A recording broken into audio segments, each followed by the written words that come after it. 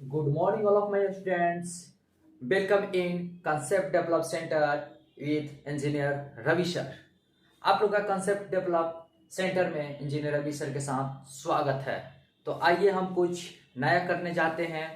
ये arithmetic progression के बारे में आज कुछ नया करने वाला हूँ। ये हमारा अरिथमेटिक प्रोग्रेशन का 10th क्लास, ये arithmetic progression class 10 lecture number 1 होने वाला है और ये आप लोग के लिए बहुत ही खास होगा। जितने भी आईआईटी जेई एस्पिरेंट हैं वो इसे फॉलो करें, बारीकी से देखें, क्योंकि हर कंसेप्ट मैं बहुत अच्छे से देने वाला हूँ और बहुत मजा आने वाला है।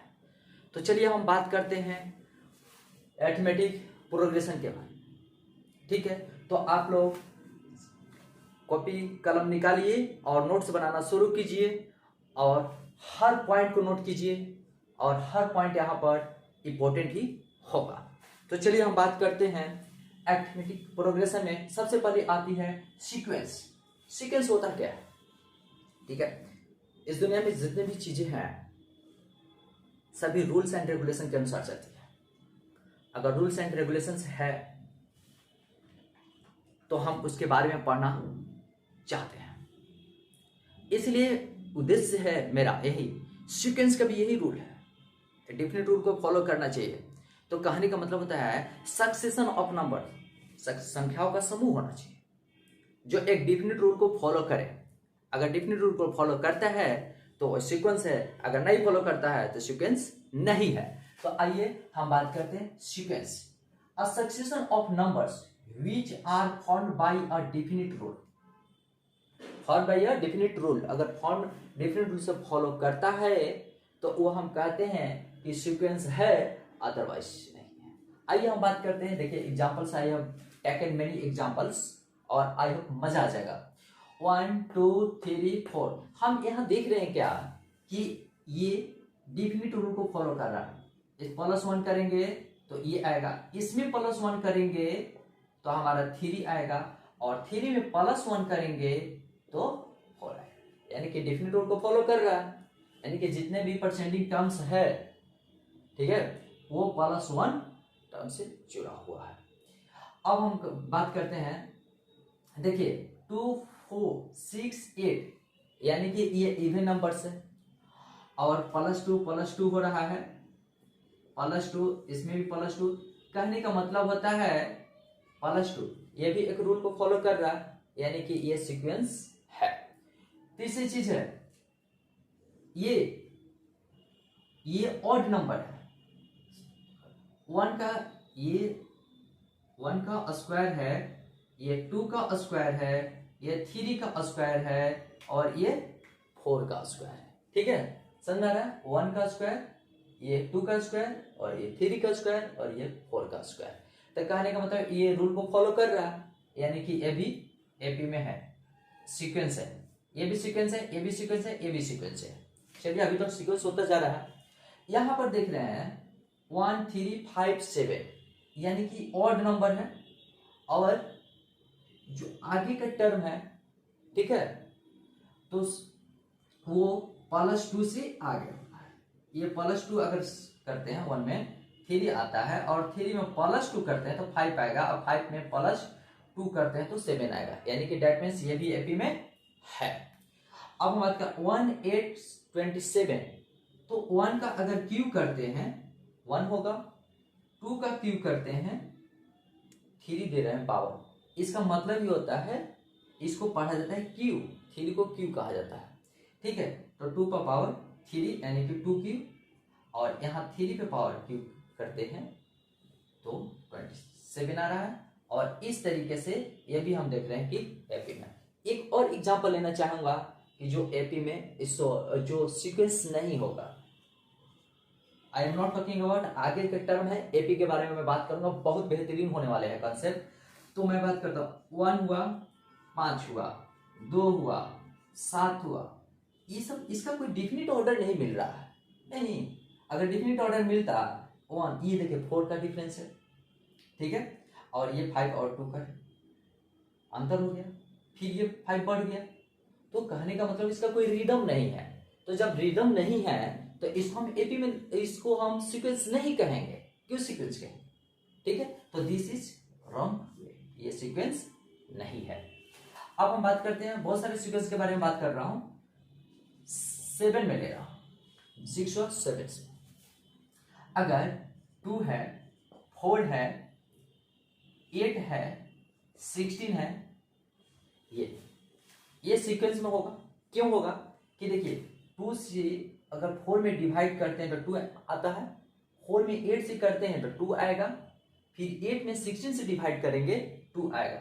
यानी कि कह रहे हैं कि जब भी हम नेक्स्ट टर्म में डिवाइड करते हैं पहले वाले टर्म से, तो हमारा 2 2 2 2 आ रहा है।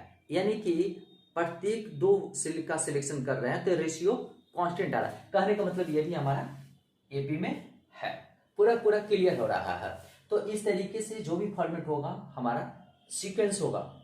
ठीक है, अब सीक्वेंस होगा तो देखिए अब बात कर रहे हैं 8 में। ठीक है, सभी की चीजों के बारे में, सीक्वेंस के बारे में पता चल रहा है, क्योंकि I am going to talk about sequence, तो सीक्वेंस के बारे में जानना कंपलसरी है। अब हम बात करते हैं 3 6 12, ये भी हमारा सीक्वेंस है। क्यों?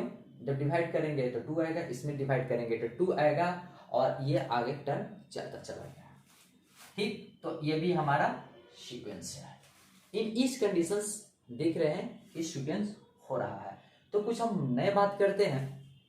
ठीक है, सीक्वेंस हो रहा है तो अब कुछ बातें करते हैं। देखिए अब ये काफी इंपॉर्टेंट हो रहा है।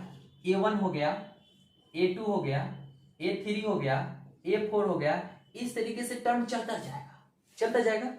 ठीक है, तो एक मजे की बात कर रहा हूं, तो चलते चले जाएगा। तो यहां पर लास्ट में जाके एन आएगा, यानी कि ये पहले से शुरुआत हो रहा है ना, ये पहले से शुरुआत हो रहा है, इसलिए इसको हम कहेंगे फर्स्ट टर्म, और हिंदी में कहते हैं पहला पद। ठीक है, और ये लास्ट में है ना, लास्ट में ये खत्म हो रहा है तो लास्ट टर्म कहेंगे। तो चलिए हम इसको लास्ट टर्म कहते हैं, लास्ट टर्म यानी कि अंतिम पद। ओके, ये हमारा फर्स्ट टर्म हो गया, ये हमारा लास्ट टर्म हो गया। कहीं कहीं लिखा हुआ रहता है एंड टर्म, तो इसको हम एंड टर्म भी कहते हैं, इसीलिए टेंशन के बात नहीं है, इसको एंड टर्म भी कहते हैं। ओके, यानी कि हिंदी में कहते हैं एनवा पद, एनवा पद। यहाँ पर 1 2 3 4 एन तक ये क्या दिया हुआ है? ये हमारा दिया हुआ है नंबर ऑफ टर्म। तो ये एन क्या होता है? नंबर ऑफ टर्म, यानी कि इसको हम कहते हैं पदों की संख्या। पूरा क्लियर है? इसे हम कहते हैं पदों की संख्या। और ये हमारा दिया है टर्म 1, टर्म 2, टर्म 3, टर्म 4। यहाँ A1 से इंडिकेट करते हैं, किसी किसी बुक में T1, T2, T3, T4, Tn मानता है। तो इन सब चीजों से टेंशन नहीं लेना है, सब एक ही चीज है, नोटेशन अलग अलग है। तो क्लियर है? इस तरीके से हम सीक्वेंस के बारे में जानकारी मिल गई। तो अब हम बात करते हैं आगे की तरफ। आप लोग इसका स्क्रीनशॉट ले लीजिए, ठीक है, नोट्स बनाते रहिएगा, ठीक है, बहुत ही खास होने वाला है। इसके आगे चलते हैं, ठीक है, चलिए स्क्रीनशॉट ले लीजिए। ओके,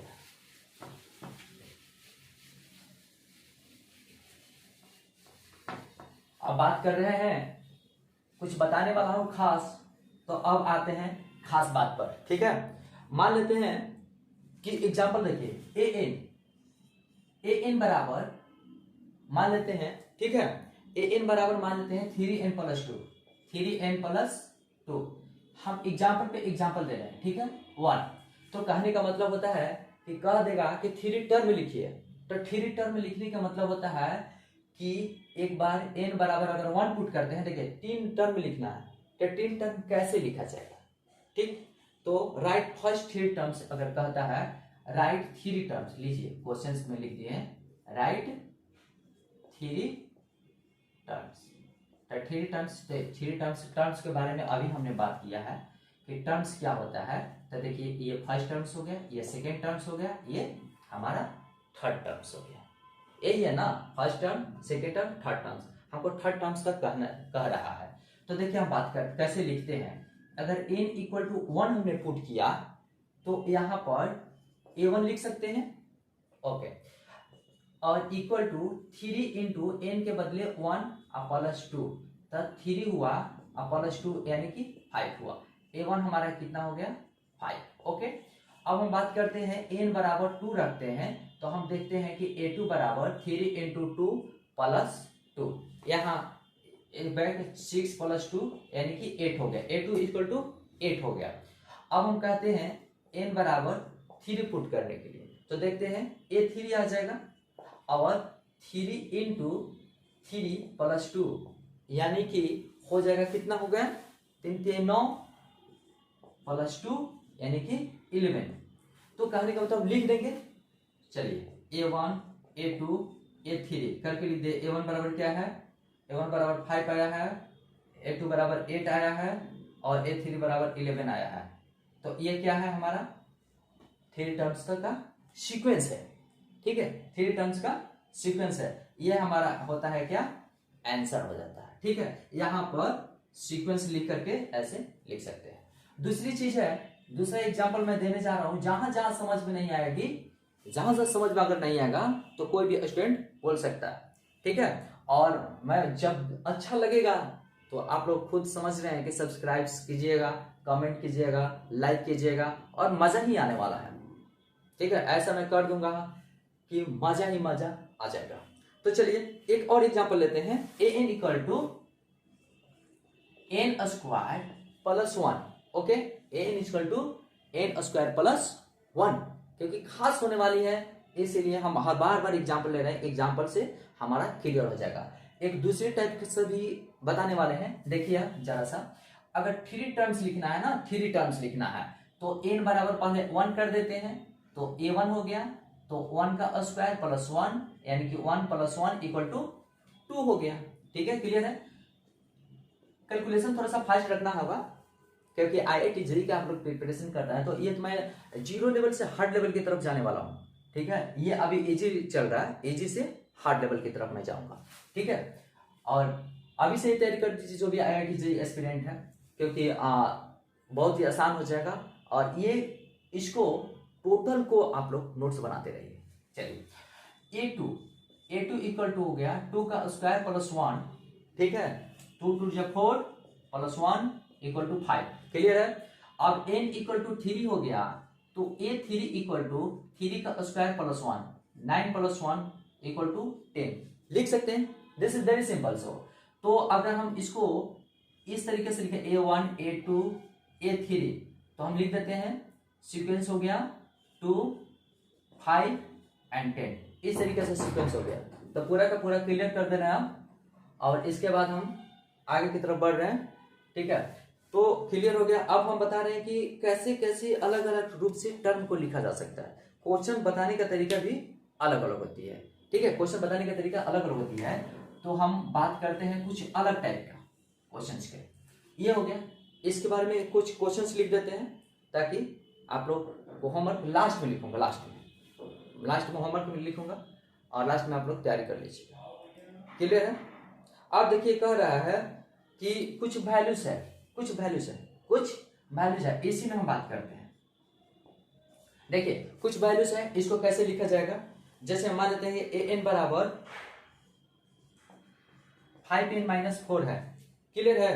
a12 और a15 निकालना है, ठीक। an इक्वल टू 5n-4 है, a12 निकालना है, a15 निकालना है। तो कहने का मतलब n बराबर 12 है, यहाँ n बराबर 12 है और n बराबर 15 पुट कर देना है। तो चलिए हम बात करते हैं a12, तो 5n की जगह पर 12 पुट करेंगे और 4 यानी कि 60 माइनस 4 यानी कि 56, ठीक है। और a15 निकालना है, तो a15 इक्वल टू 5, क्योंकि ये n है ना, n बराबर 15 है, तो 5 इंटू n 15 और माइनस 4 75 माइनस 4 बराबर 71. So this is in this way we get value. Another thing I would like to say, another example मैं लेना चाहूंगा, ठीक है. ए एन बराबर काफी 3 हो गया और ये 4 है, ये लास्ट एग्जाम्पल है, ठीक. इसके बाद मैं क्वेश्चन दूंगा. ओके, तो इस तरीके के लेक्चर नंबर 1 हम कर रहे हैं. लेक्चर नंबर 2 भी जाएगा, लेक्चर नंबर 3 भी जाएगा, लेक्चर नंबर 4 भी जाएगा, लेक्चर नंबर 5 भी जाएगा. मजा आने वाला है. तो हर लेक्चर में मजा ही मजा आएगा. चलिए हम बात करते हैं यहाँ पर ए एन बराबर माइनस एन, ओके ना, minus n into n. N clear है. आहा, तो हम ए एन का वैल्यू निकालने जा रहे हैं, ठीक है. A3 A5 A8, A3 A5 A8 के बारे में, ठीक है. कैसे निकलेगा? तो n बराबर 3, n बराबर 5, n बराबर 8. ये बहुत ही सिंपल है, ठीक है. जिसको जिसको समझ में नहीं आएगा, जिस स्टूडेंट को अगर समझ में नहीं आता है, ठीक है, तो वो पूछ लिया करेंगे. बहुत ही आसान प्रोसेस है. अभी तो चल रहा है लेक्चर 1. तो A3 यानी कि A3 इक्वल टू -1 पे पावर 3 दे सकते हैं n के जगह पर इंटू 3. तो that means -1 into 3, that means -3 हो गया. पूरा क्लियर है. अब एक चीज और A5 निकालना है, यानी कि पहले A3 बराबर आंसर लिख देते हैं. आंसर ये आया. A5 निकालना है तो 1 पे पावर 5 दे दूं और यहाँ 5, यानी कि देखिए माइनस प्लस का एक कॉन्सेप्ट क्लियर करता है. बहुत अच्छा कॉन्सेप्ट है. अगर माइनस के ऊपर, यहाँ मैं बताता हूँ, बहुत इंपॉर्टेंट चीजें बताता हूँ. अगर माइनस के ऊपर इवन नंबर हो, क्या हो, इवन नंबर, तो इसका वैल्यू प्लस आता है, ठीक है. ये दिमाग में रख लीजिएगा. और मजे की बात, अगर पावर ऑड नंबर रहता है तो इसका वैल्यू निगेटिव आता है, ठीक है. -1 पे पावर 5 ऑड है, इसलिए माइनस और 5 आंसर, यानी कि A5 बराबर -5 आंसर. और बात कर रहे हैं A8. आइए A8 के बारे में.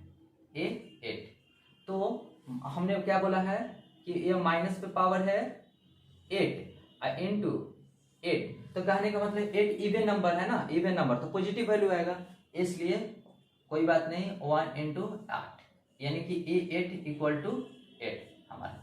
इसी तरीके का क्वेश्चन होगा, ठीक है. तो आप अभी हम क्वेश्चन दे रहा हूं, क्वेश्चन अभी जस्ट दे रहा हूं, ठीक है. ओके, तब तक इसको स्क्रीनशॉट ले लीजिए.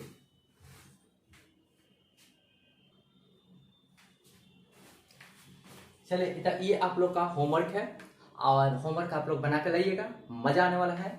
और ये राइट फर्स्ट 3 टर्म्स जस्ट मैं बता चुका हूँ. और ये पहला फर्स्ट टर्म, इनके बदले 1 2 3 वैल्यू पुट करना है और आंसर आ जाएगा, ठीक है.